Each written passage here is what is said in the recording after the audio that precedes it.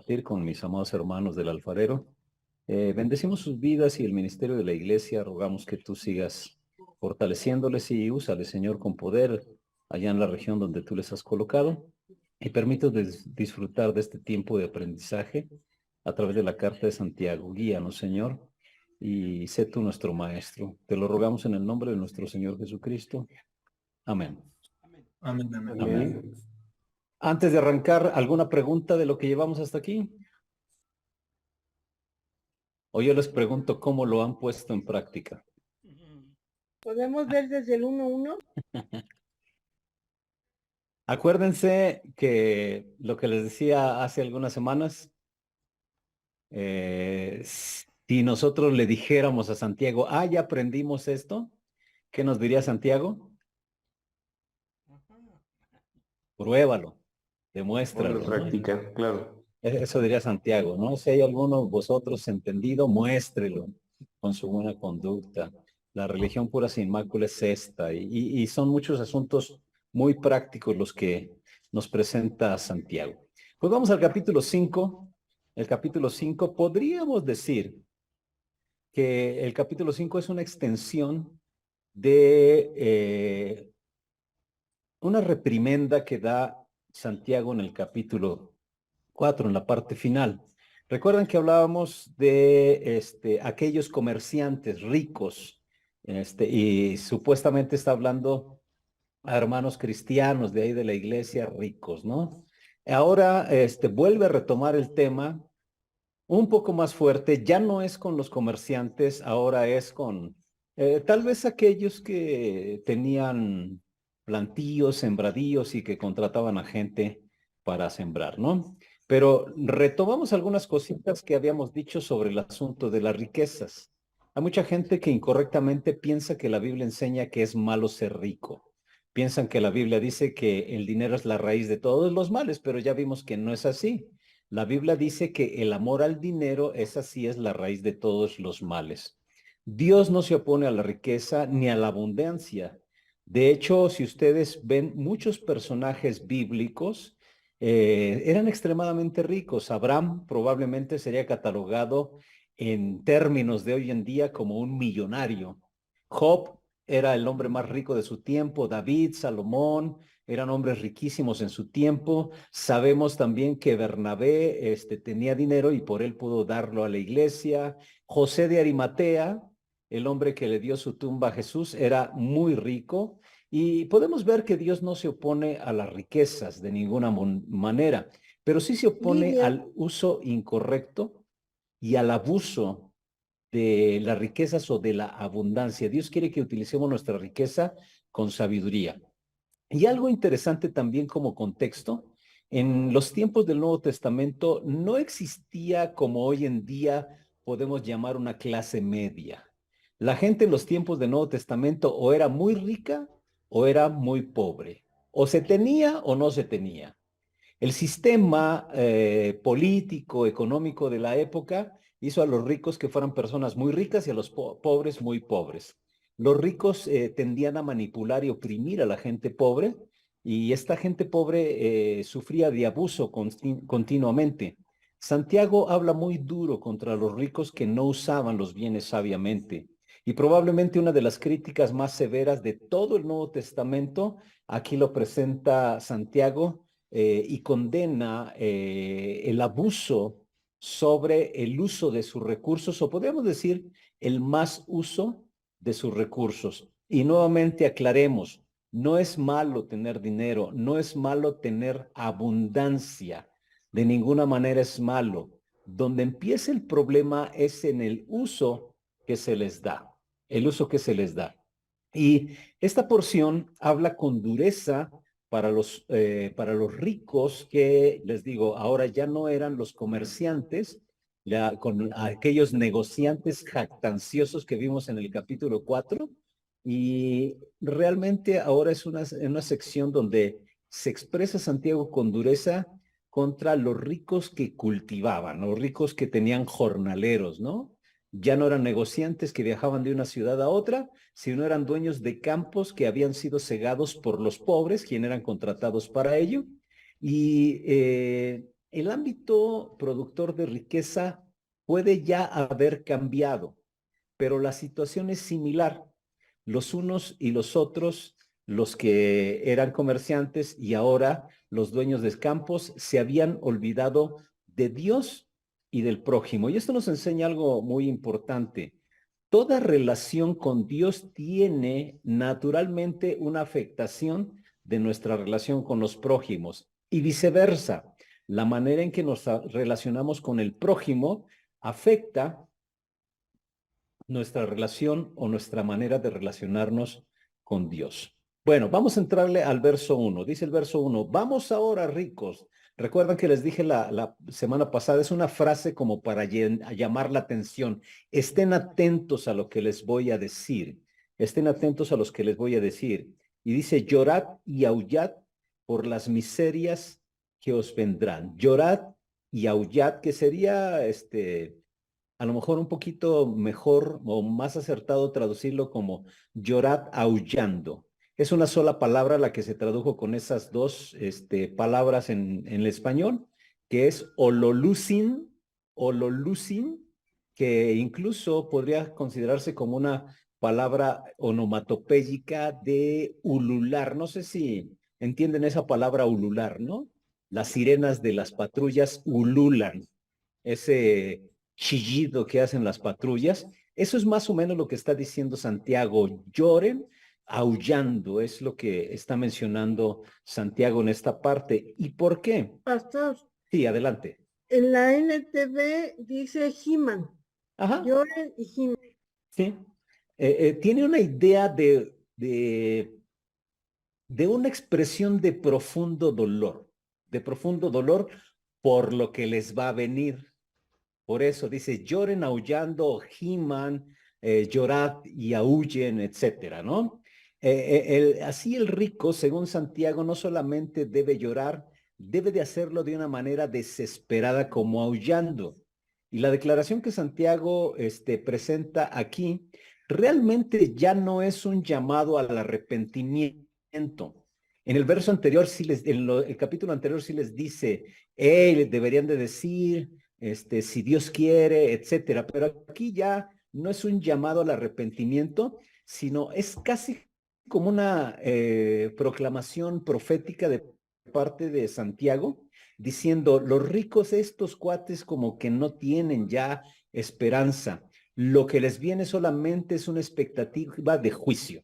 Eso es lo que les está queriendo decir Santiago. Todavía en el capítulo anterior dice, mejor debieron de decir, si Dios quiere, como todavía abriendo la posibilidad. Pero en este caso, Santiago dice, ya estos cuates están totalmente perdidos. Y esto nos recuerda algunas palabras de nuestro Señor Jesucristo en diferentes lugares de la Biblia donde habla contra los ricos, contra los ricos. Y hay algo importante, siempre, si ustedes observan, los ricos son tratados en plural, en plural.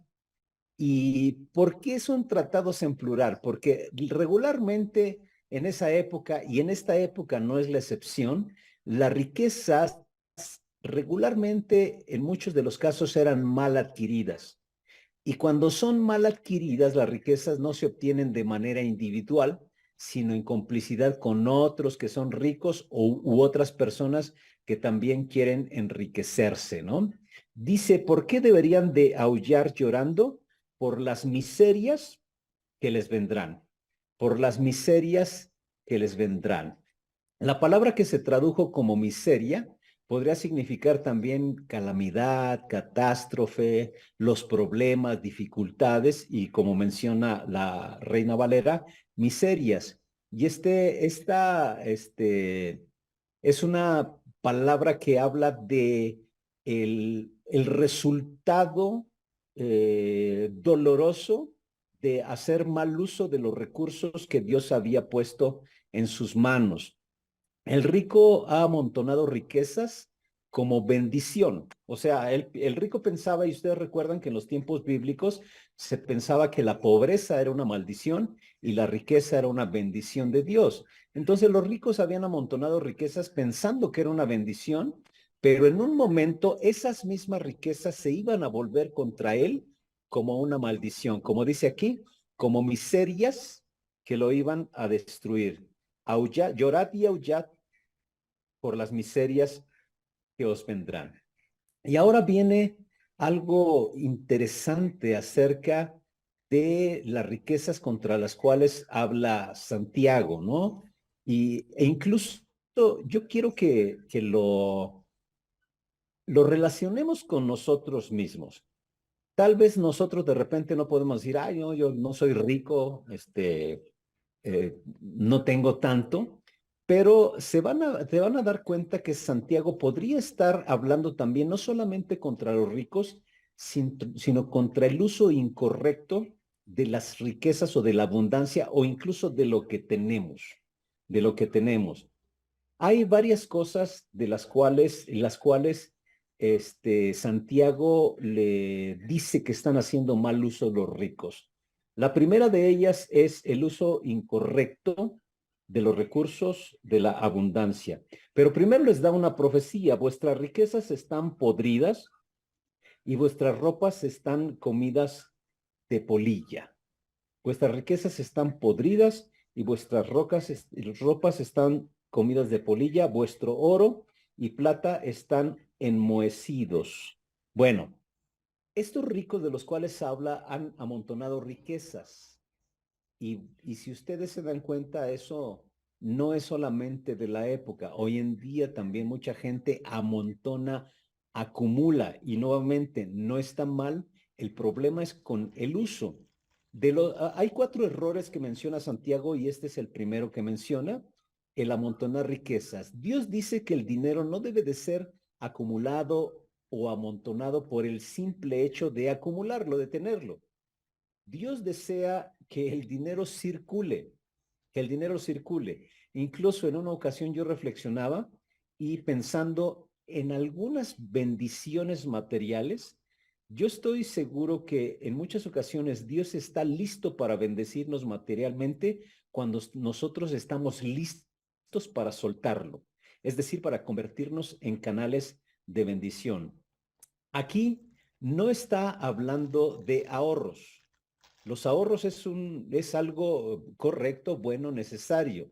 Dios incluso en la Biblia nos anima a que ahorremos. Incluso no sé si recuerdan que allá creo que se dice en los proverbios, nos dice: ve a la hormiga, oh perezoso, la cual en el verano acumula, etcétera. Ese es un llamamiento al ahorro, pero realmente aquí a lo que se está refiriendo es a obtener más y más simplemente por el deseo de tener más.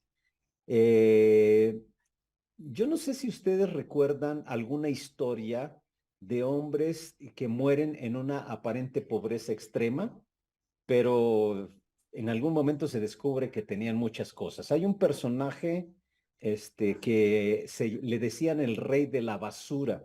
No sé si alguno recuerda esa historia. Era un líder de pepenadores que él muere en un jacal ahí en la zona de pepenadores, y cuando recogen su cuerpo se dan cuenta que abajo del colchón había muchísimo dinero. Encontraron algunos milloncitos de pesos ahí, ¿no? Entonces, pues eso realmente no es un ahorro. Es alguien que estaba amontonando nada más sus riquezas. ¿Y por qué lo hace? ¿Por qué lo hacía o lo hacen algunas personas? Realmente porque tienen miedo de perderlo. El dinero se había convertido en un fin en sí mismo y no en un medio como Dios quiere que lo usemos. El acumular en muchas ocasiones se convierte en la meta de vida de muchas personas. Y mire, Pastor, sí, adelante. o sea, es la avaricia, ¿no? Tiene que ver con la avaricia, correcto, correcto.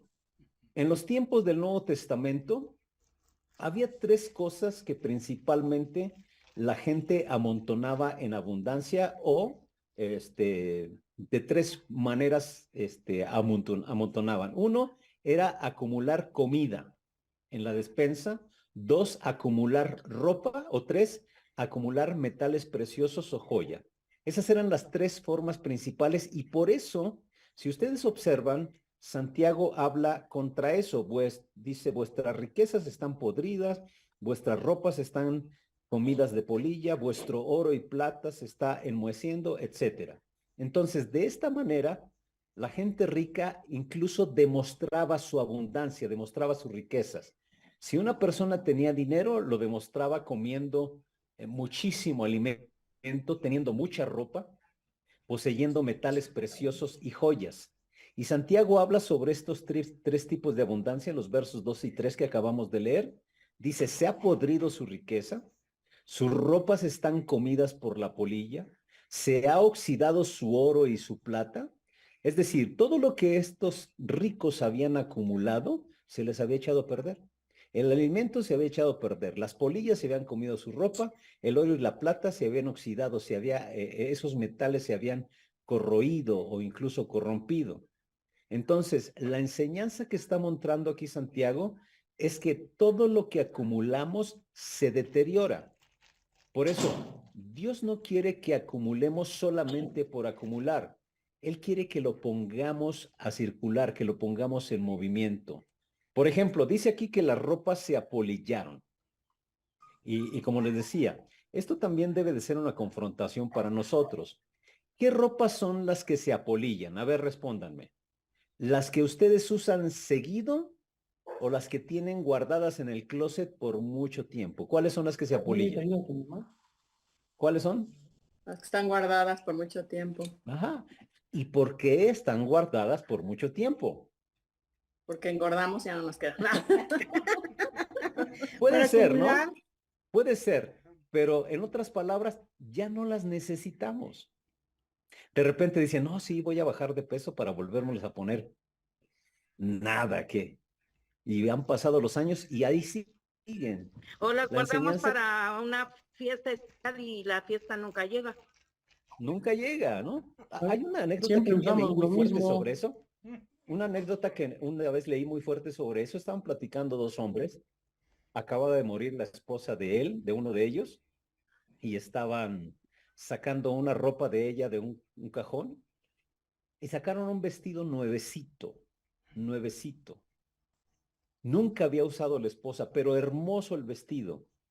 Y el esposo dice que ella decía siempre, este vestido va a ser para una ocasión especial.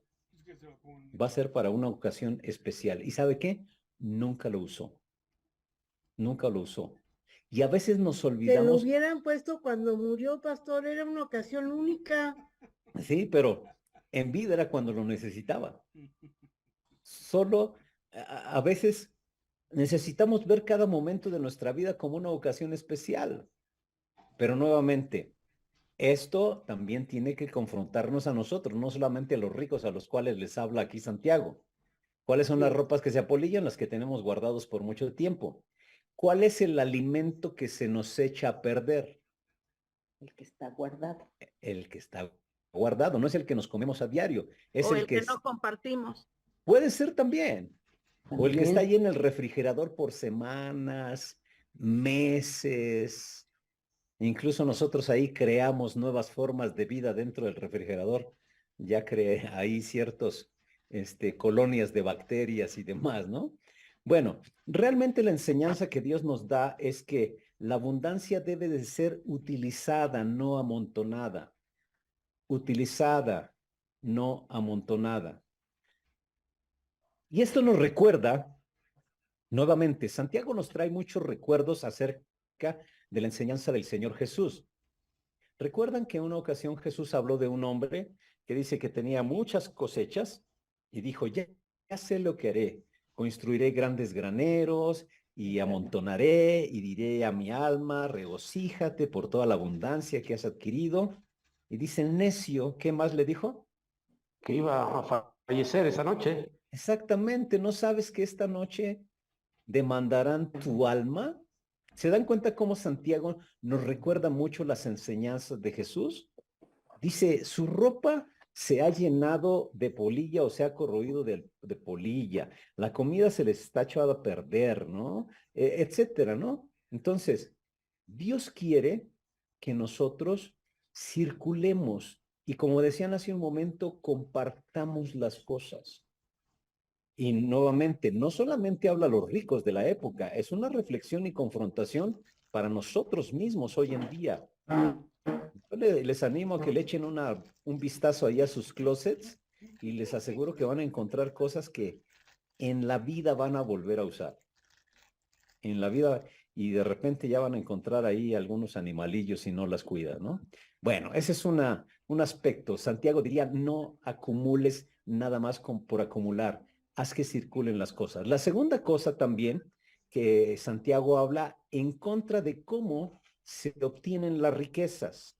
¿Cómo se obtienen las riquezas? Dios se refiere no solamente a lo que tenemos, sino a la manera como lo conseguimos. Vean lo que dice el verso 4. He aquí, clama el jornal de los obreros que han cosechado vuestras tierras, el cual por engaño no les ha sido pagado por vosotros, y los clamores de los que habían cegado han entrado en los oídos del Señor de los ejércitos. Entonces, otra cosa que les habla duro, y a nosotros también, es la forma de obtener los recursos o las riquezas. Santiago los critica a estos terratenientes, digámosle así, por no cumplir con sus compromisos de pago a sus trabajadores. Miren, hay muchas maneras de hacer dinero de forma deshonesta. Sí, muchas. Y una forma de ellas también es no pagar sus deudas. Esa es una manera deshonesta también, no pagar sus deudas. En el Nuevo Testamento, un trabajador, el salario de un trabajador, ustedes recuerdan, por día era de 1 denario. Y ustedes dirán, pues 1 denario no es mucho, pero eran varios trabajadores. Al principio del día empleaban al trabajador y si ese trabajador trabajaba todo el día, al final del día le daban su salario. Un hombre entraba a una ciudad y contrataba trabajadores.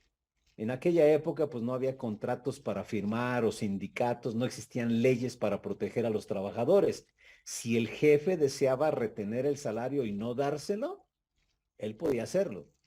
Usted podía trabajar todo el día y el jefe salirle el fin de la jornada con, ay, no me gustó tu trabajo. Entonces se iban a la casa sin dinero.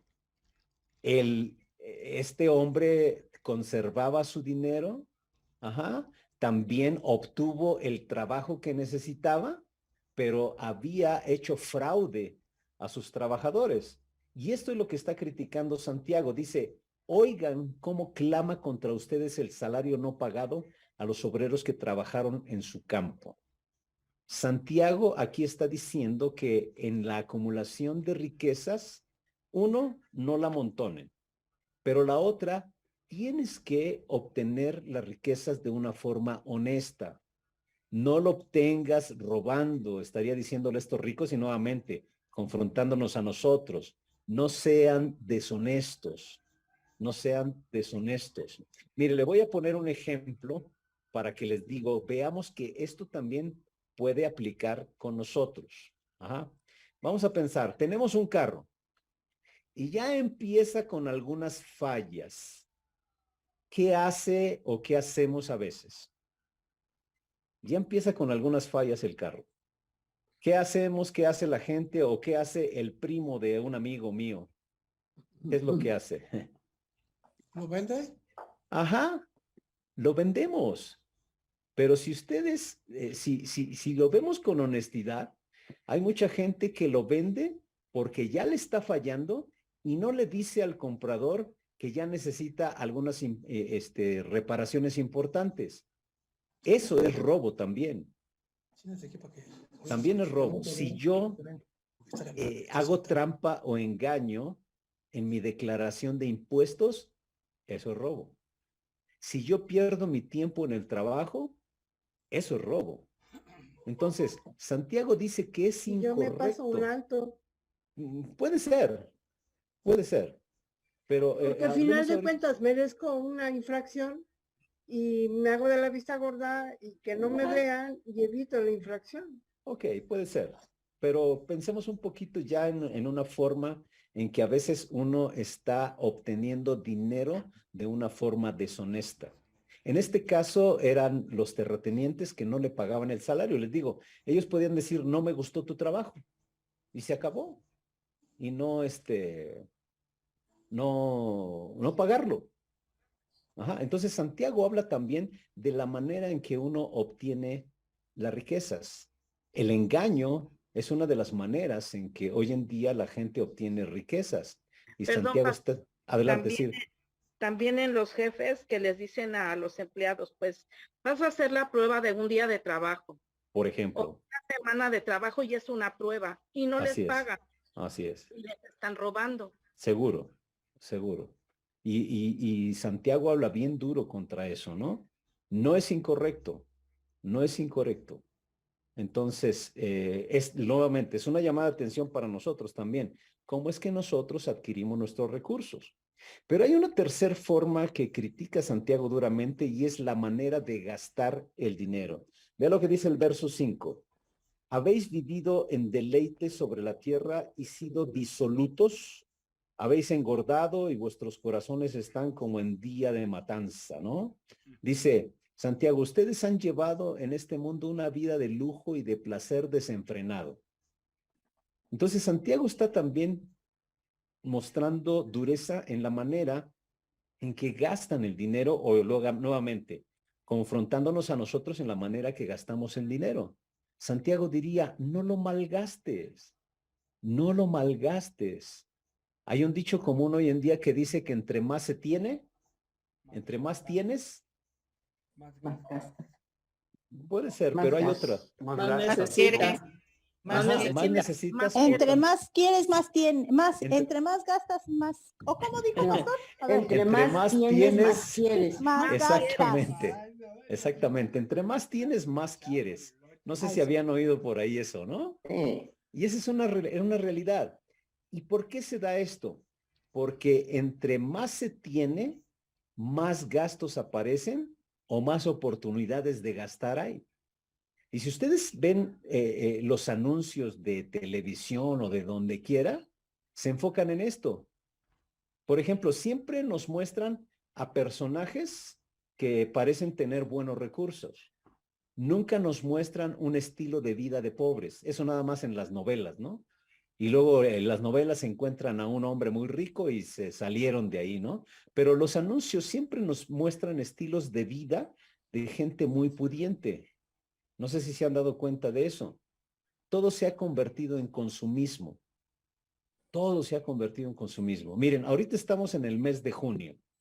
El próximo mes de julio, ahí a mediados, a finales, ustedes van al Sam o van al Costco y ya hay cosas de Navidad. En el mes de julio, en el mes de julio, ¿qué es lo que están haciendo? Ya nos están preparando para planear cómo gastar nuestro dinero.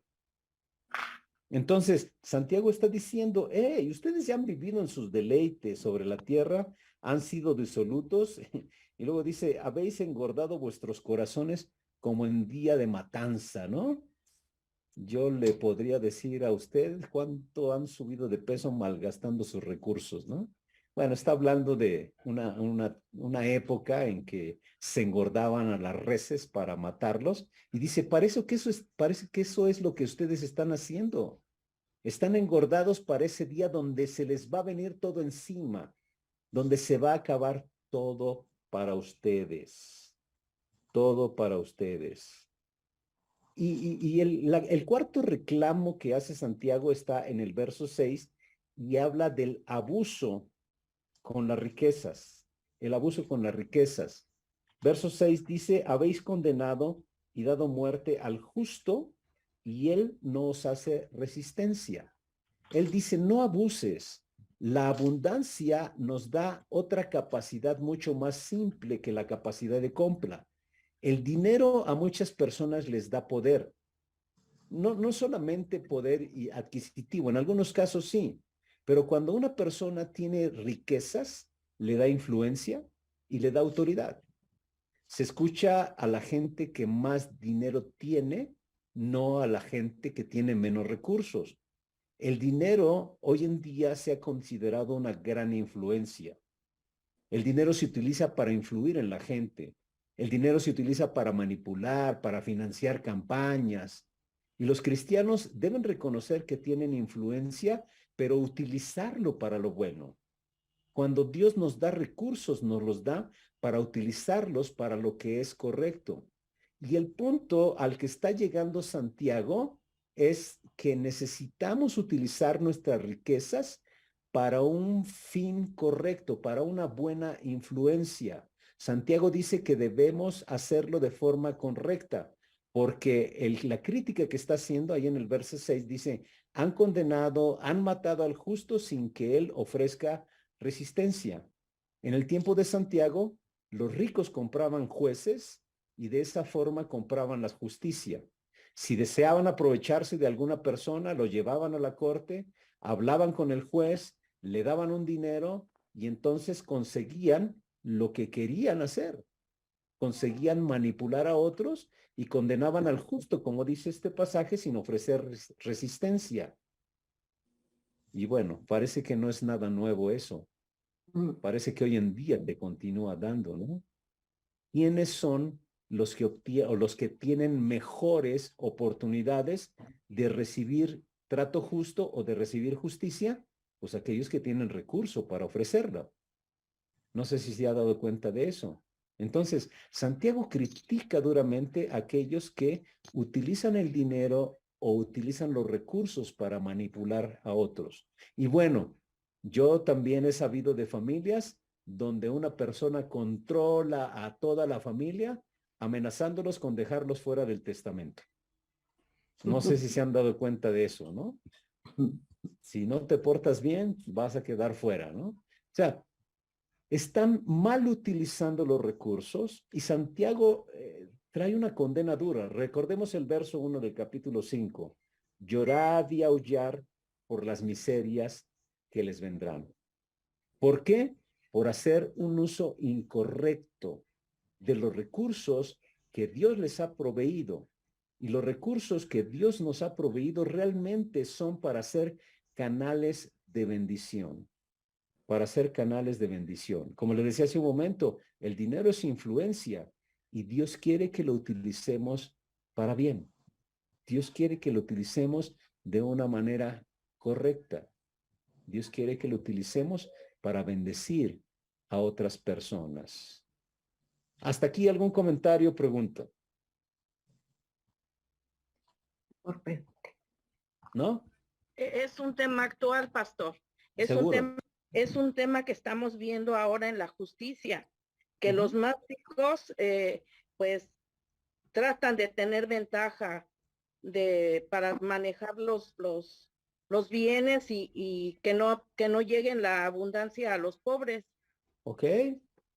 Pero nuevamente también en los juzgados, en los juicios, ¿quiénes son los que tienen más posibilidades? Les voy a poner un ejemplo que tenemos ahorita en la iglesia. Tenemos unas personas que son del estado de Oaxaca, de la zona de la Sierra Mazateca. En el año 2014 hubo un enfrentamiento allí en el pueblo y fue un enfrentamiento provocado por cierto grupo político. Ajá. Entonces, aprovecharon eso para culpar a un grupo de personas que estaban tratando de sanear la política de ese pueblo. Bueno, pues los metieron a la cárcel.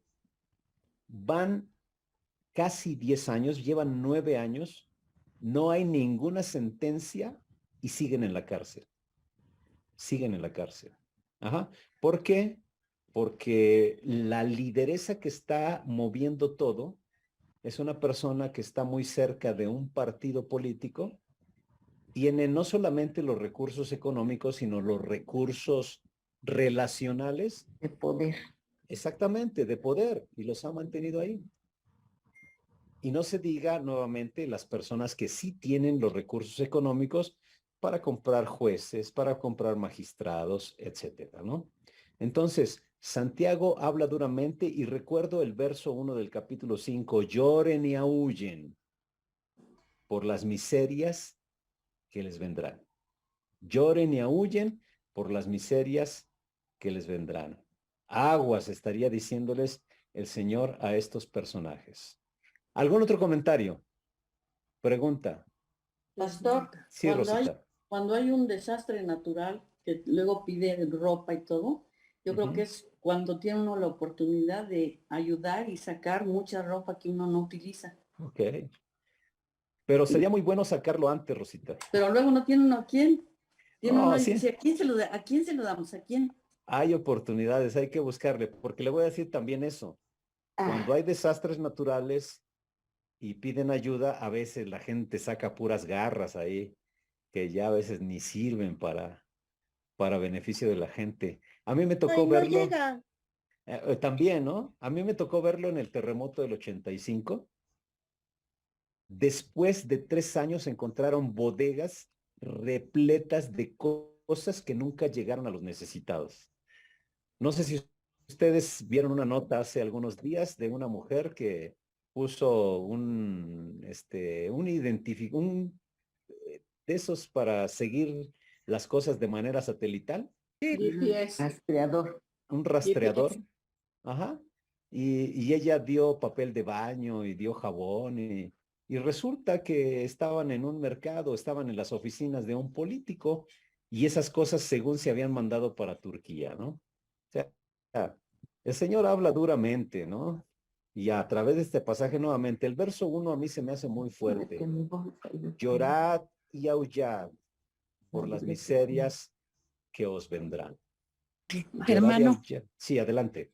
Gracias. hermano, hay un lugar que se llama Reto a la Esperanza, Sí, que está en varios lugares. Hay uno aquí en Tlalnepantla, quien quiera, le doy los datos. Yo todas las cosas que tengo se las doy a ellos. Es una asociación cristiana sí, que ayuda a drogadictos y alcohólicos a correcto. través de las donaciones, o también a unas iglesias que están en necesidad. Tengo datos de iglesias también que están en necesidad, y también a las iglesias se les puede donar, hermano.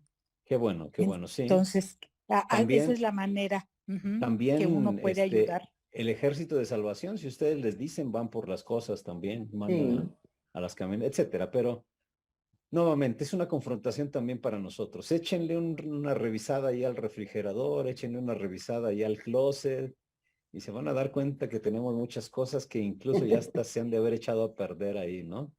Dice, tengan cuidado, porque viene miseria. Lo que consideraban una bendición, las riquezas, realmente se va a convertir en una maldición. Y nuevamente, no porque las riquezas sean malas, sino por el uso incorrecto de ellas. ¿Sí? ¿Algún otro comentario, pregunta, duda? ¿No? Vamos al verso 7. Al verso 7. Algunos pensarían, parece que cambió de tema Santiago, ¿no? No. Está hablando contra los ricos y ahora está hablando de tener paciencia. A ver, ¿cómo es eso? Bueno, hay algunos comentaristas bíblicos que dicen que Santiago utiliza un estilo de escritura o un método literario para llegar e impactar a sus lectores, ¿no? Ese método que utiliza, algunos piensan que es como, ¿cómo les llaman? Déjenme recordarme cómo le llaman a ese. Que mete un tema, pero realmente está preparándolo. Es una técnica literaria que se llama el apóstrofe, ya lo recordé. Se llama el apóstrofe. ¿Qué hace el escritor, el orador o el autor? Parece que se aparta un momento de su auditorio. Recuerdan a quién les habla, ¿no? A los hermanos de la dispersión, como dice allí, a las tribus que están en la dispersión. Estaban pasando por momentos críticos y parece que se aparta un poquito de ellos, de su auditorio, y se dirige directamente a alguna otra persona o cosa. Esa es la técnica del apóstrofe. Obviamente, esto también va destinado a a la audiencia que está recibiendo sus escritos, pero lo hace de una manera interesante para que, en este caso, muchos de ellos realmente eran pobres, muchos de ellos estaban siendo oprimidos por los ricos, y entonces habló contra los ricos y viene ahora a darles palabras de esperanza a los hermanos necesitados, a los hermanos más necesitados ahí que había en la congregación. Y por eso viene el verso 7, y acuérdense, una de las palabras favoritas de Santiago es hermanos, ¿no? Y aquí dice, por tanto, y esa palabra por tanto nuevamente une la sección anterior con lo que ahora va a decir, para que no se vea que es algo aislado. Es una técnica que él usó para nuevamente brindar toda la atención a la gente a la que él estaba tratando de darle palabras de esperanza. En esta sección vuelve a dirigirse a sus hermanos y el tema de la sección que viene es la soberana providencia de Dios aplicada al cristiano. Los primeros versículos nos dicen que Dios castigará finalmente a los que han malgastado las riquezas, no lo han usado conforme a los planes de Dios, pero aquí en esta porción la Escritura asegura que Él a su debido tiempo también va a recompensar plenamente a la persona que es un fiel seguidor de Jesucristo.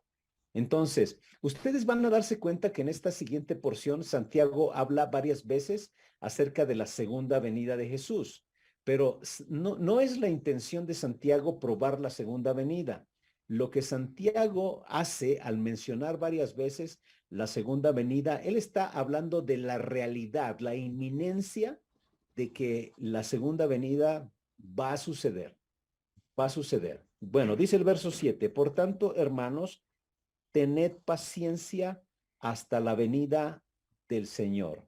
Tener paciencia hasta la venida del Señor.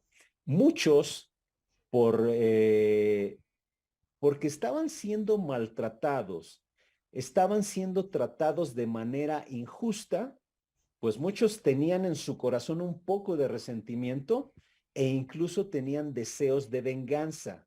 Y lo que Santiago les está diciendo, hey, tranquilos, no se apresuren a vengarse de los males que estos hombres les han traído a ustedes. Dice, tranquilos. Dice, deben ser pacientes. Y aquí hay algo interesante, la palabra paciencia. La palabra paciencia viene del griego macrotimos. Macrotimos. Ustedes conocen la palabra macro. ¿Qué significa? Macro. Grande. ¿no? Grande. Grande. Ajá, grande. Y timos es la raíz de donde nosotros traemos la palabra termómetro. Timos quiere decir calor. Entonces, paciencia es los que les lleva mucho tiempo calentarse. Es decir, que son resistentes. Esa es la palabra que utiliza y la palabra que se traduce aquí como paciencia. Dice, tened paciencia hasta la venida del Señor. Es decir, no se apresuren a vengarse, no se apresuren a vengarse e incluso acepten pacientemente la demora del cumplimiento del retorno de nuestro Señor. El Señor va a regresar, es inminente su regreso y tal vez ustedes recuerden la palabra con donde dice el Señor, mía es la venganza, yo pagaré. Les está diciendo, hey, ustedes tranquilos, sean pacientes, sean pacientes. Y luego pone un ejemplo. Dice, mirad cómo el labrador espera el precioso fruto de la tierra, aguardando con paciencia hasta que reciba la lluvia temprana y la tardía. Un ejemplo de paciencia es el labrador, el campesino. No sé si alguno tiene alguna experiencia en el campo, pero para ello se requiere de mucha paciencia y no solamente paciencia, sino fe también. Fe también. Por eso utiliza esto de la lluvia temprana y la tardía. Dicen que la lluvia temprana llegaba ahí por los meses de marzo y la tardía llegaba ahí por los meses de octubre, pero ya era para afianzar el fruto que ya estaba casi maduro. Pero para eso se necesita nuevamente mucha confianza y fe. Hay un pasaje en Eclesiastés, me parece que es 4:11, donde dice, el que mira al viento no sembrará y el que a las nubes observa no cosechará. ¿Qué significa eso? Hay una traducción que dice, el que espera los momentos correctos no va a hacer nada. O sea, tenemos que actuar con fe, pero no es una fe ciega, no es una fe tonta. Hay mucha gente que dice, no, yo por fe hago esto, pero puras tonterías. No, es una fe, una confianza nuevamente en aquel que nos ha mostrado su voluntad. Y pone el ejemplo de el labrador o el campesino. El campesino requiere de mucha paciencia. Uno, si ustedes se dan cuenta, él prepara la tierra antes siquiera de que llueva. Está esperando el momento para la siembra. Él tiene fe, tiene confianza en que van a venir las lluvias en el determinado momento. Y tiene confianza también en que va a esperar la cosecha. Entonces, Santiago pone como ejemplo a estos campesinos, a estos labradores, aquí lo dice. Dice que ellos han aprendido a esperar de una manera tranquila, de una manera tranquila. Nosotros tenemos la costumbre de ser unos impacientes. Somos bien impacientes. El domingo les decía en la iglesia, no sé si ya se los he dicho a ustedes, no sé si usted ha estado en una situación donde usted tiene prisa y Dios no tiene prisa. Hijo, Dios tiene mucho sentido del humor, ¿eh? Porque a veces nosotros estamos a la carrera, ¿no? Incluso, ¿no? Dice Santiago 1:5, ¿recuerdan? Bueno, desde el 3 dice que la prueba de nuestra fe produce paciencia, ¿no? Y a veces nosotros le pedimos paciencia al Señor, ¿no? Señor, dame paciencia, pero dámela ya, por favor, ¿no? Somos unos impacientes. Entonces Santiago usa el ejemplo de el campesino, el labrador. Él debe esperar la cosecha. Y también nosotros debemos esperar la cosecha si hemos hecho las cosas correctas.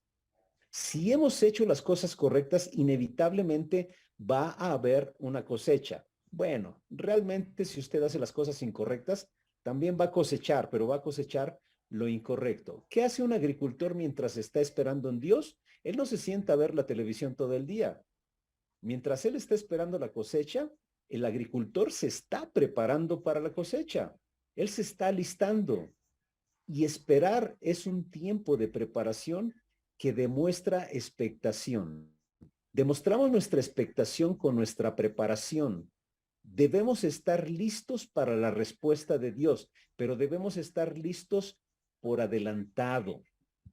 Debemos de verdad, la manera en que nosotros nos preparamos, eso demuestra lo que realmente nosotros esperamos. ¿Qué están esperando ustedes de Dios?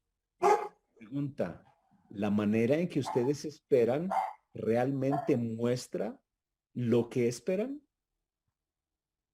Un ejemplo, dice que en una ocasión, en un cierto lugar, donde había una sequía tremenda, en cierta iglesia estaban orando por lluvia y solamente un niño llegó con paraguas.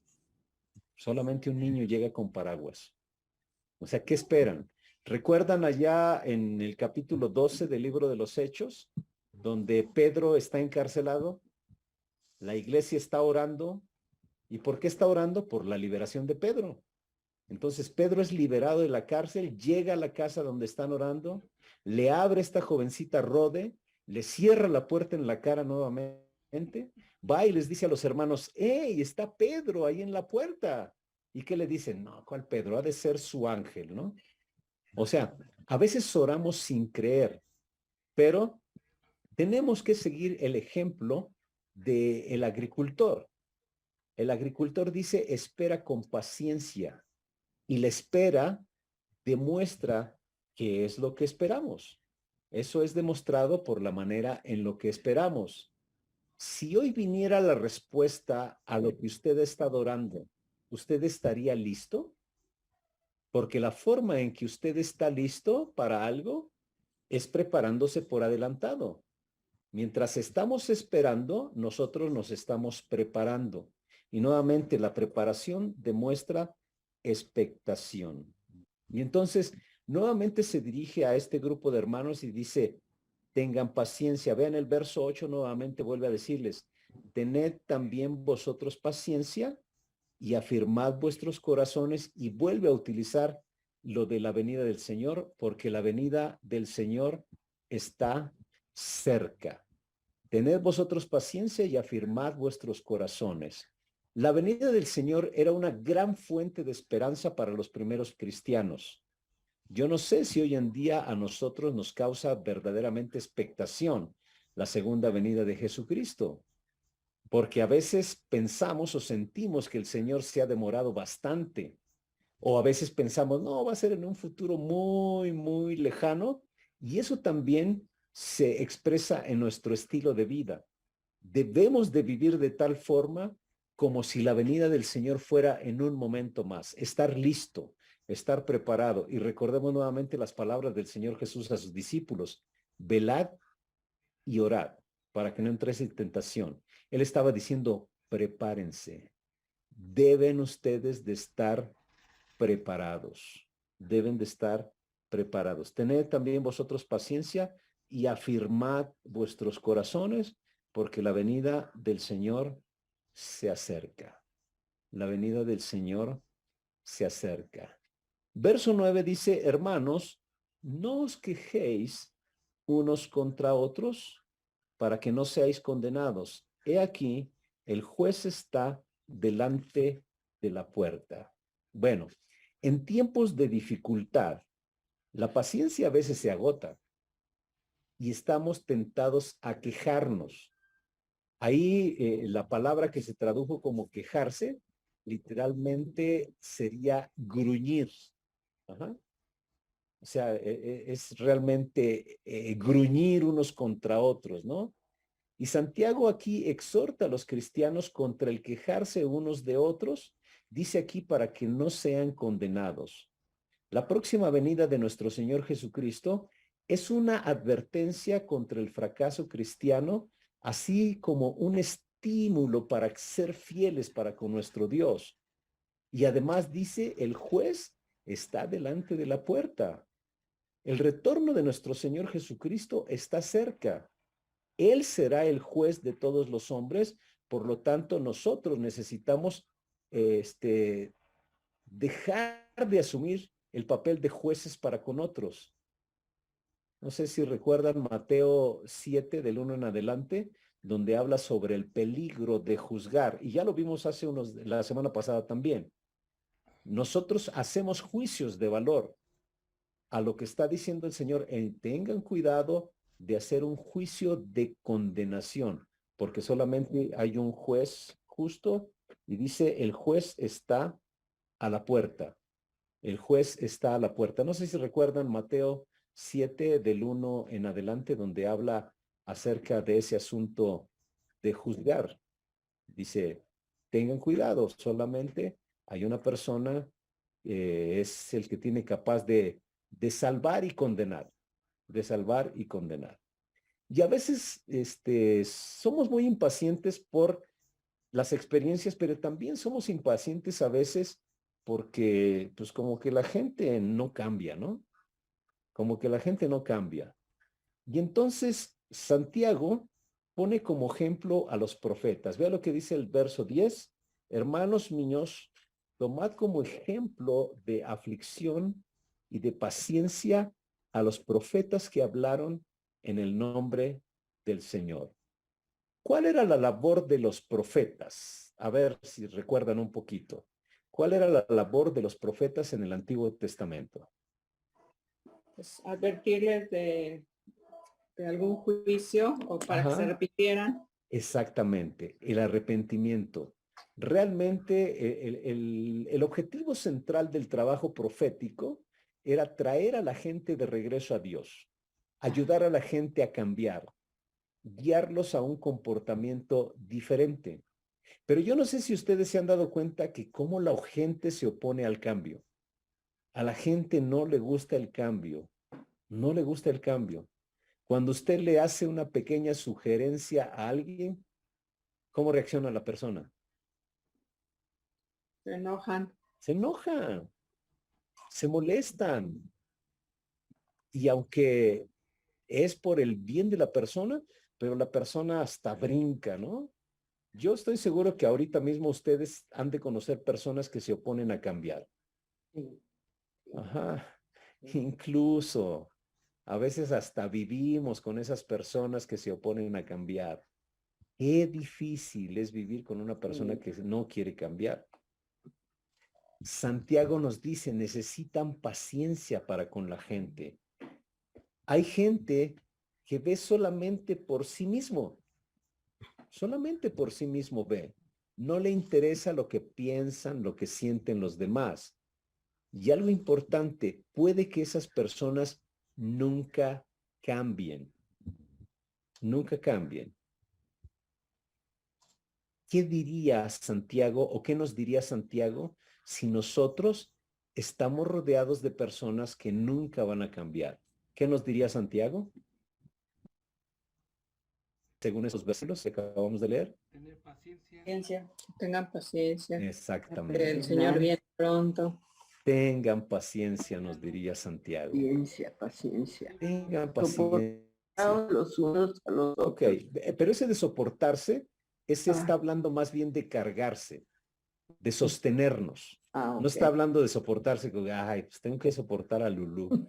No, no está hablando de eso. Está hablando de cargarnos los unos a los otros. Pero aquí sí está hablando de la paciencia que nos necesitamos tener los unos a los otros. Como le decía hace rato, la palabra griega para paciencia, o que se traduce como paciencia, es macrotimos. Grande, macro, timos, de ahí viene la palabra termómetro, que es calor, y entonces literalmente significa que necesita gran tiempo para calentarse o para encenderse. Y si nosotros deseamos tener éxito en nuestras relaciones con la gente, tenemos que aprender a ser pacientes. Tenemos que... mecha. Sí, exactamente, ¿no? Dicen por ahí, algunos les dicen los cerillitos, ¿no? Porque rápido se enciende, ¿no? Santiago nos diría, hey, puede que haya gente que nunca va a cambiar. Puede que haya gente que nunca va a cambiar. Necesitas ser paciente. Debes de tener cuidado de no encenderte con facilidad. Nuevamente, macrotimos significa que lleva tiempo para calentarse o encenderse. Necesitas desarrollar paciencia.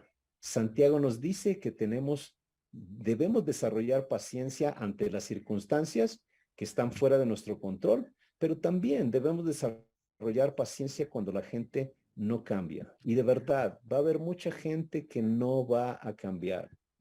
No va a cambiar.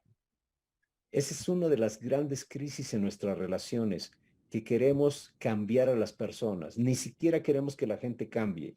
Nosotros los queremos cambiar.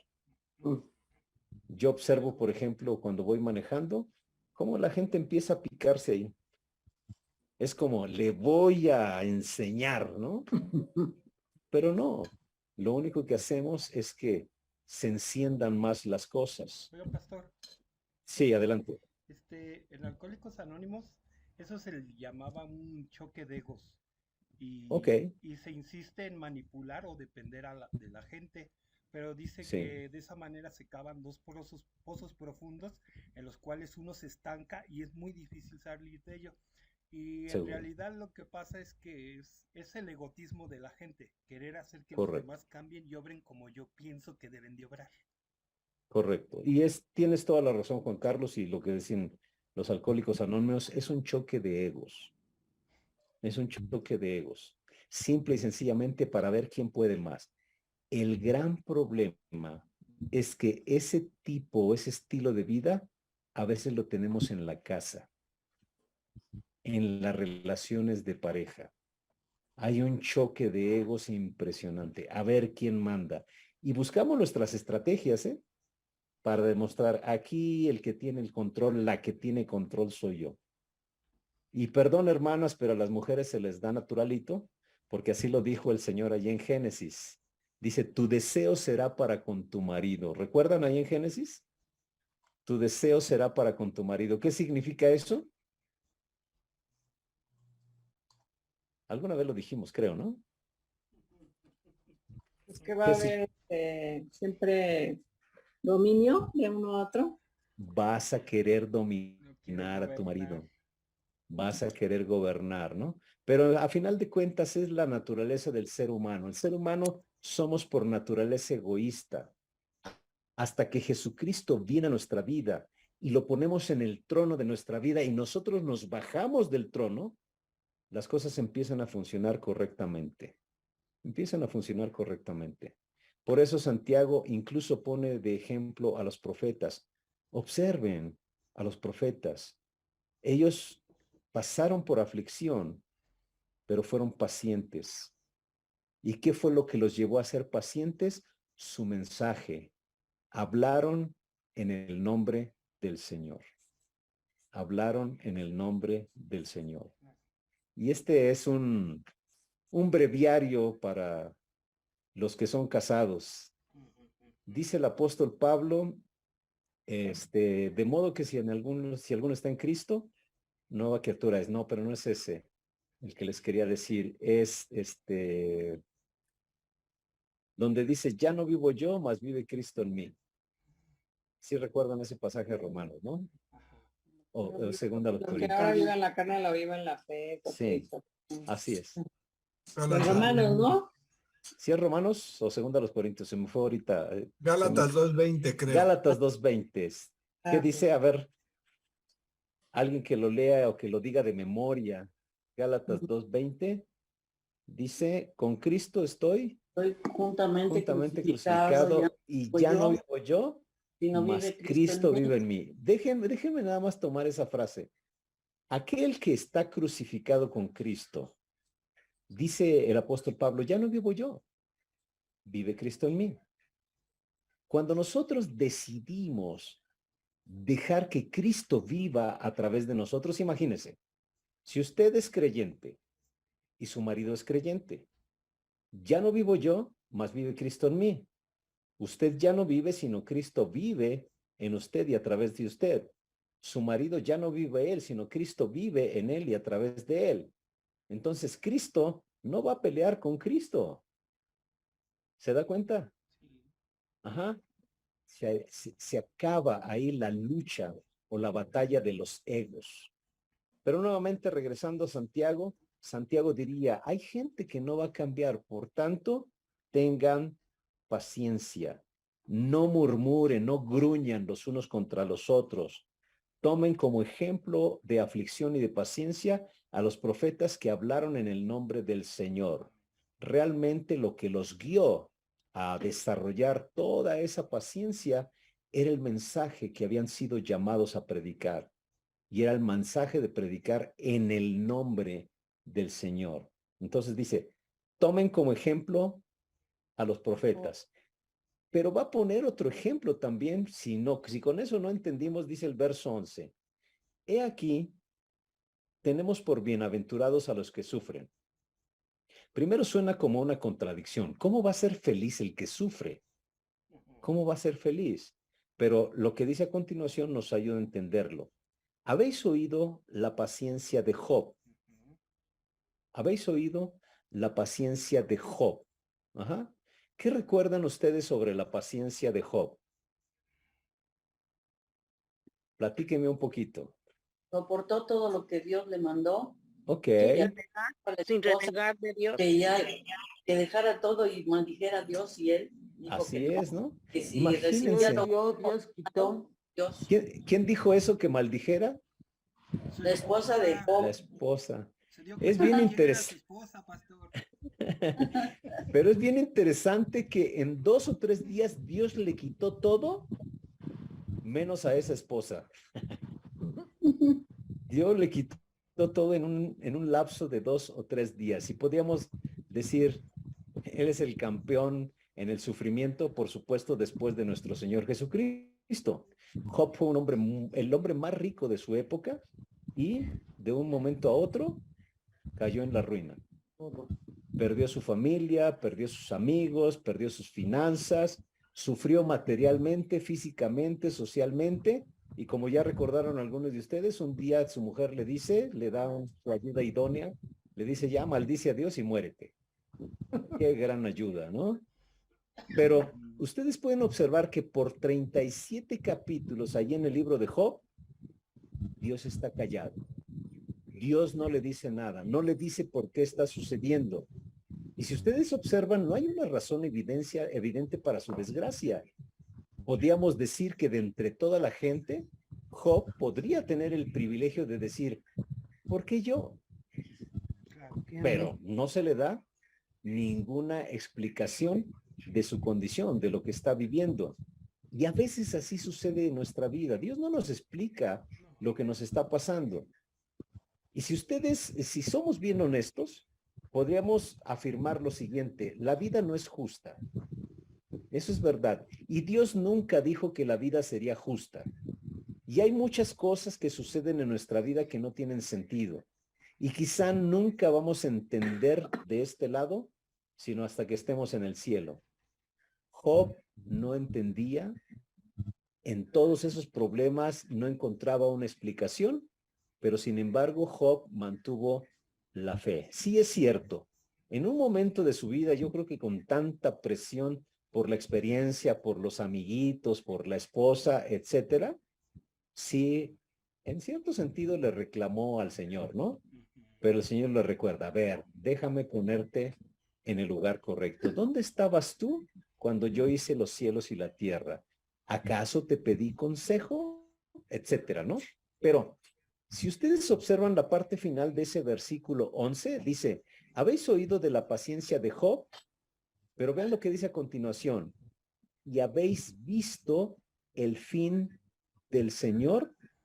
Que el Señor es muy misericordioso y compasivo. Si ustedes leen, les digo, por 37 capítulos, Dios se mantuvo en silencio. Pero al final de la experiencia de Job, por eso dice aquí, habéis visto el fin del Señor. Por mucho tiempo Job padeció, pero llegó un momento en que el Señor le retribuyó en abundancia. Y quiero aclarar, esa fue la experiencia de Job, porque tal vez la experiencia de muchos de nosotros es que no vamos a encontrar explicación mientras estemos aquí en la tierra. Puede ser, no necesariamente, pero puede ser. Muchas de las explicaciones no las vamos a obtener aquí, sino hasta que lleguemos al cielo. Y allá vamos a entender, por eso es que pasó tal o cual cosa.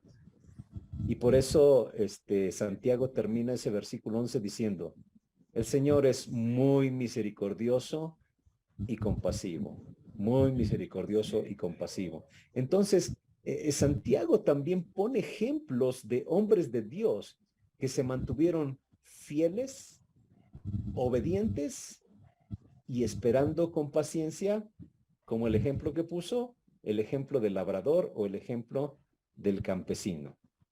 Ajá. ¿Algún comentario, pregunta hasta aquí? Pastor, Sí, adelante.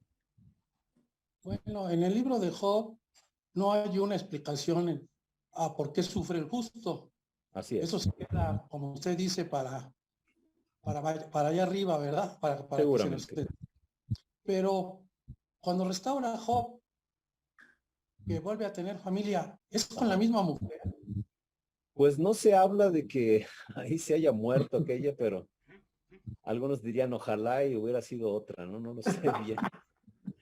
Perdón, hermano, precisamente tratando de contestar lo que dice Víctor, Sí, a veces nuestro juicio con la mujer de Job es demasiado severo, sí, pero los hijos también eran de ella, sí, los bienes también eran de ella, el esposo era de ella. sí, Entonces el sufrimiento seguramente fue también muy fuerte para ella, seguro, ¿no? seguro que sí. Entonces, sí, la reacción es distinta, la Sí. reacción es diferente, pero el sufrimiento es un sufrimiento compartido muy fuerte. Entonces, a veces sí juzgamos demasiado severo a la esposa, ¿no? Ajá. Y yo creo, dándole respuesta a lo que dice Víctor, yo creo que precisamente esos hijos que recibió fue con la misma mujer. Pienso yo, finalmente solamente es una forma de creer o pensar que así fue, pero sí creo que el sufrimiento era para ambos. Sí, eso es seguro, es totalmente seguro, porque la Biblia dice, ya no son más dos, sino una sola carne. Y sí, a veces juzgamos bastante severamente, por la reacción que tuvo uno y que tuvo otro, ¿no?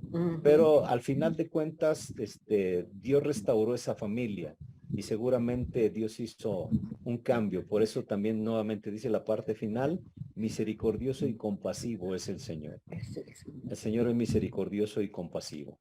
Ajá. Bueno, vamos al verso 12 porque ahí quiero detenerme por el día de hoy para la siguiente semana terminar con los últimos 8 versículos. Verso 12 dice, pero sobre todo, hermanos míos, no juréis ni por el cielo, ni por la tierra, ni por ningún otro juramento, sino que vuestro sí sea sí y vuestro no sea no, para que no caigáis en condenación. ¿Dónde hay otro lugar donde ustedes han leído algo parecido a eso? Deuteronomio.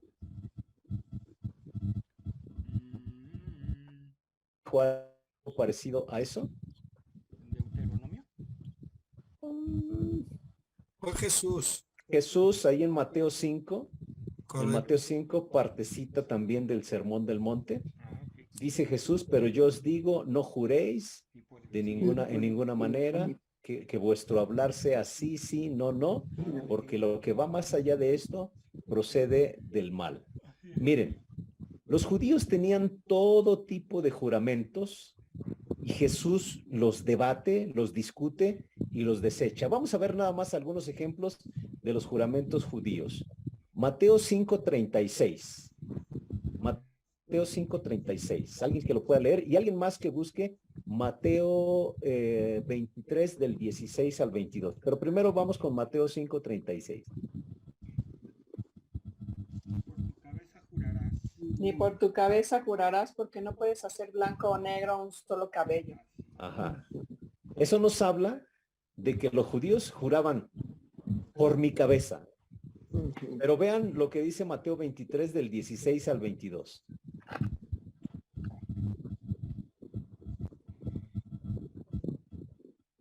Alguien que lo lea. Mateo 23 del 16 al 22. Hay de vosotros, guías de ciegos, que decís, si alguno jura por el templo, no es nada. Pero si alguno jura por el oro del templo, es deudor. Insensatos y ciegos, porque ¿cuál es mayor, el oro o el templo que santifica al oro?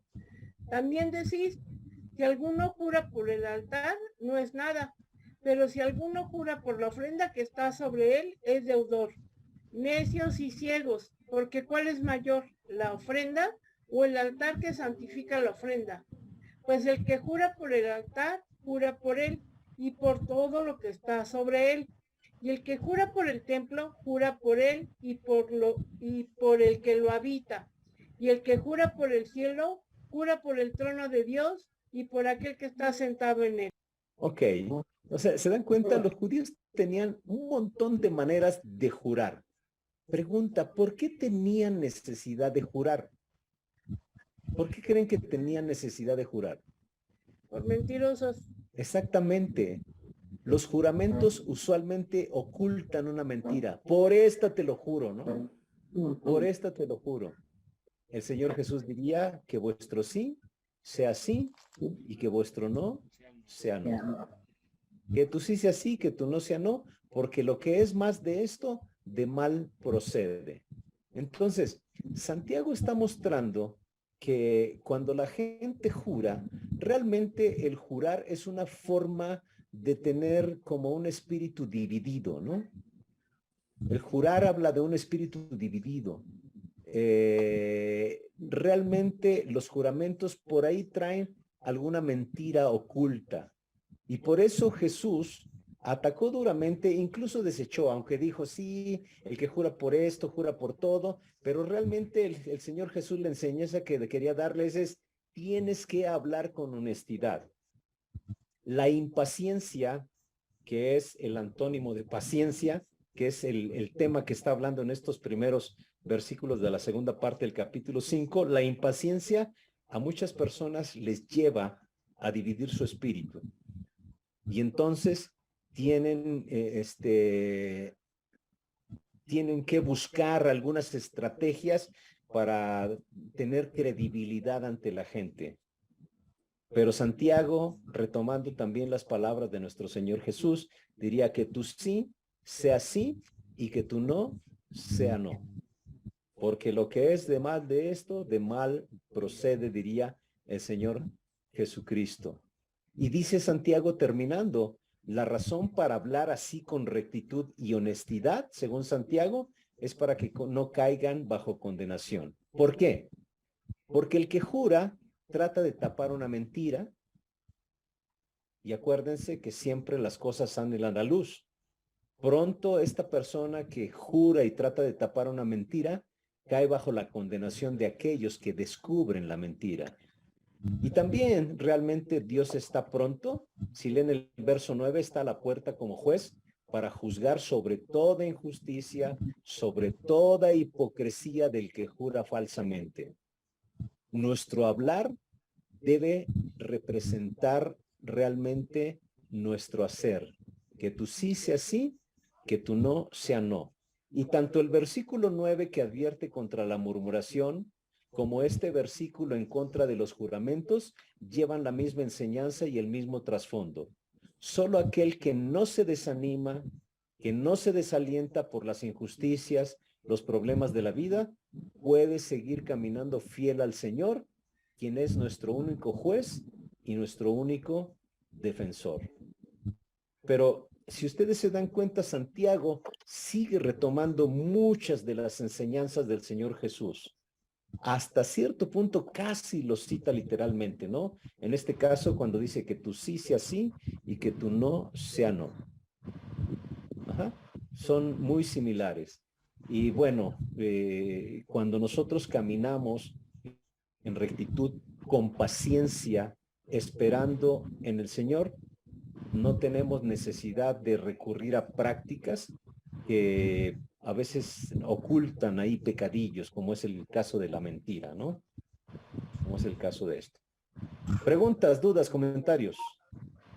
Sí, Rosita, adelante. Pastor, no siempre el que jura para que crean una mentira, muchas veces es cierto, pero tratan de jurar para que la gente crea lo que está diciendo, ¿no? Seguramente sí, pero nuevamente, no tenemos necesidad de esto.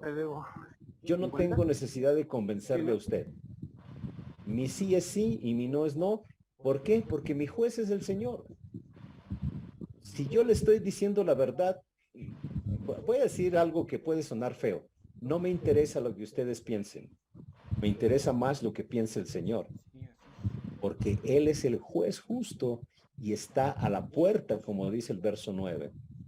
Entonces, si hay necesidad de jurar, por ahí hay algo que no va a cuadrar. Por ahí hay algo. Y por eso el Señor Jesucristo dice que tú sí sea sí, que tú no sea no, porque lo que es más de esto, de mal procede. Seguramente por ahí hay alguna cosita. ¿Por qué tengo que jurar? Porque la gente no me cree. Por eso tengo que jurar. Por ahí hay algo, ¿no? Que sí se necesita trabajar. Gracias, Rosita. ¿Alguien más? Sí, retomando lo mismo que dices, hermano. Sí. Se jura porque buscamos credibilidad, porque la gente no nos cree. Pero también es cierto que se jura y la idea es que de alguna manera la gente que no ha cumplido con sus juramentos entonces pierde esa confianza. Lo que dice el Señor Jesús es correcto. O sea, cuando tú vives una vida transparente y tú sí es sí, no necesitas jurar. Correcto. Cuando tu expresión es no y tu no es no, ya la gente sabe, dice, es que cuando él dice no, es no. Correcto. Y porque ya lo conocen, entonces, pero cuando tenemos que hacer uso de los juramentos es precisamente porque no los hemos cumplido, sí, y hemos perdido esa credibilidad. Y tengan cuidado, no solamente el uso de juramentos. Nosotros en nuestra cultura no sabemos decir no. No sabemos decir no. Les voy a poner varios ejemplos. Uno de ellos, vamos por la calle y nos preguntan, oye, tal calle, me parece que es, no nos atrevemos a decir, no sé, nos da miedo. Ajá, y eso también no es correcto. Oye, ¿qué te parece si nos vemos tal? Bueno, nos hablamos. y nunca se hablan. Nos ponemos de acuerdo y nunca, o también la famosa frase, voy a hacer todo lo posible. Y hacer todo lo posible es hacer lo imposible, pero no. No tengo salió, tiempo. Ajá, no salió alguna otra cosa mejor o qué sé yo. Entonces, hay muchas cosas en nuestra vida que debemos de trabajar para desarrollar la integridad en nosotros y no tener necesidad de jurar ni nada.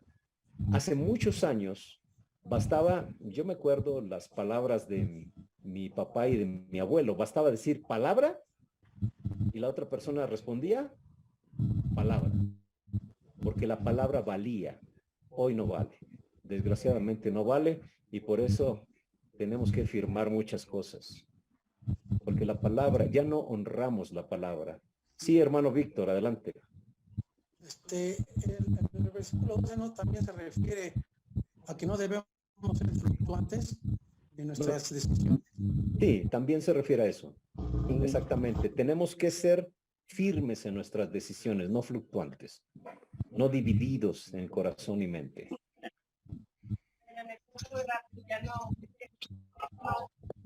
¿Alguien más? Okay. Sí. Es que hay muchas voces y ya no sé si. ¿Alguien más? ¿Algún comentario, pregunta, duda?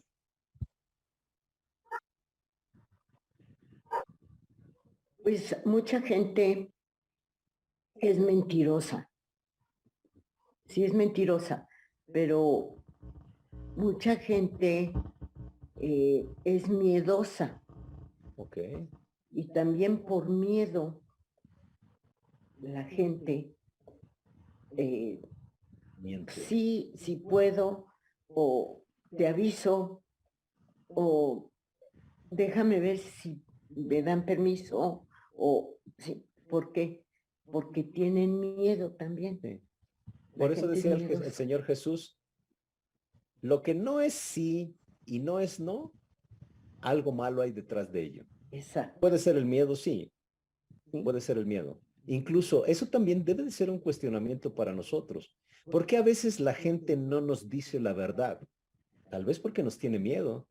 Tal vez por la forma en que nosotros reaccionamos. O sea, por ahí hay muchas cosas que de verdad deberíamos de reflexionar y cuestionarnos a nosotros mismos también.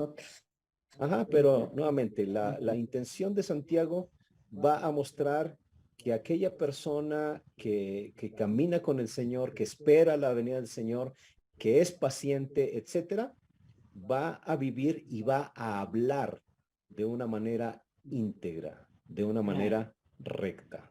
¿Ok? Y también es como nosotros estamos criando a la juventud. Ok. Porque mucha gente, muchos muchachos, ya no hablemos de niños, hablemos ya de muchachos, le tienen miedo a sus papás. Ok. Y entonces dicen mentira. Bueno, ajá, por ejemplo, ¿no? Hoy en día nos quejamos mucho de los millennials, ¿sí han oído de esos, no? De los millennials. Ay, que los millennials no son comprometidos, los millennials no les gusta trabajar, no les gusta estudiar. Y yo nada más hago una pregunta, ¿quién los crió? Exacto. Ellos no se criaron solitos, aunque también a veces los soltamos así, pero la responsabilidad sigue siendo de las pasadas generaciones. Nuevamente, Santiago nos diría, a ver, ¿eres paciente? ¿Eres íntegro? ¿Qué dirá Santiago? Demuéstralo. Demuéstralo. Sí. Ok, hermanos, ¿algún comentario más para cerrar? Sí, pastor, yo sí quiero decir algo. Adelante, Lo que hermano. pasa es que hay muchas veces que nosotros no nos atrevemos a decir, en este caso, como dice Lulú, a veces por miedo no decimos lo que sentimos, por temor a la actitud que va a tomar aquella persona, y más si aquella persona en alguna forma nos ha llevado a la palabra y no nos gusta lo que ella nos está imponiendo, pero tampoco nos atrevemos a hablar como realmente pensamos. Sí, y tal vez también porque no lo hacemos bien. El apóstol Pablo dice que debemos de hablar la verdad en amor. Hablar la verdad en amor. Y yo quiero serles bien honesto. Yo no conozco gente que se resista al amor. A menos que algo ande mal acá en la cabecita, pero no hay gente que se resista al amor. Por eso debemos de ser bien sabios, debemos hablar con sabiduría en amor, hablar la verdad en amor. Eso nos va a ayudar mucho en la comunicación y en las relaciones. Bien, hermanos, pues qué gusto que hayamos tenido nuevamente la penúltima sesión. En este día ya más nos faltan 8 versículos para concluir. Y nuevamente espero que no solamente aprendan de Santiago, sino vivan la enseñanza de Santiago. Y mucha de la enseñanza de Santiago, yo podría decir, viene directamente de nuestro Señor Jesucristo. Viene directamente de allí. 1 es revelación de Dios, ¿sí? Pero 2, Santiago recibió seguramente influencia directa de nuestro Señor Jesucristo como su hermano. Bueno, ¿algún comentario final, pastor? Está apagado tu micro, Miguel. No, todo bien, hermano, todo bien. Sí. Bueno, pues nos despedimos en oración. Lupita, ¿nos despides en oración? Sí. Adelante. Señor, en esta tarde queremos darte gracias, Señor, por permitirnos oír tu palabra. Gracias porque sabemos que tus palabras son vivas y eficaces. Sabemos que a veces nos confrontan, a veces nos pueden doler, pero sabemos que tú las escribiste, Señor, con un propósito y es de transformar nuestras vidas y que nos des una vida y vida en abundancia. Gracias por la vida del pastor, que nos permite a través de su voz, Señor, oír tu voz. Ayúdanos, Señor, que esta semana que empieza podamos ponerlo en práctica y no ser solamente oidores, sino hacedores de tu palabra, para que todo lo que podamos hacer, Señor, y vivir, lo hagamos, Señor, para gloria y honra de tu nombre. En el nombre de Cristo Jesús. Amén. Amén. Pues les mando un fuerte abrazo, hermanos. Muchas gracias. Muchas gracias. Buenas tardes a todos. Gracias, pastor. Dios les bendiga. Hasta luego. Saludos, Elena. Con gusto, gracias. Gracias, pastor. Buenas noches.